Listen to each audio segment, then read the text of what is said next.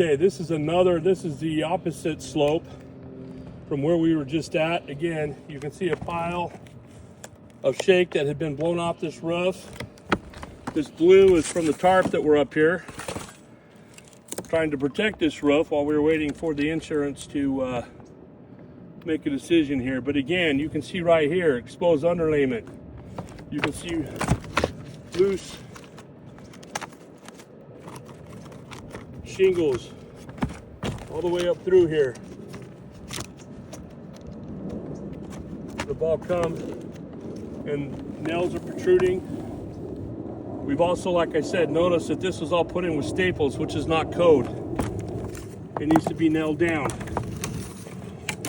So again, trying to repair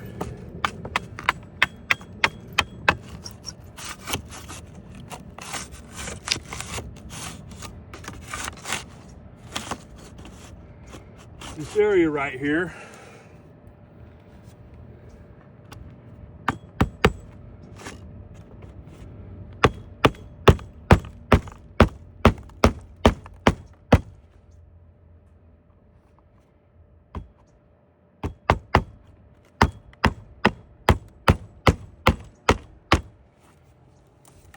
And again, moving this up into place.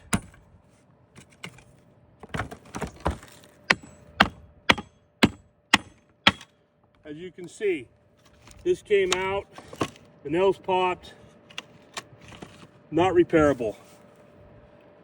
And again, repairing one section of shingle, or excuse me, repairing one section of shake, again with the underlayment, you're going to continue to have problems.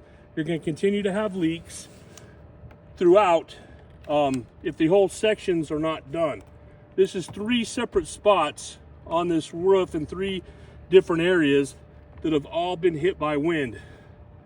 Again, let me point out too, all the houses, there's 4 or 5 houses, these were all hit by the same storm, and all of these roofs right here have all been repaired and replaced.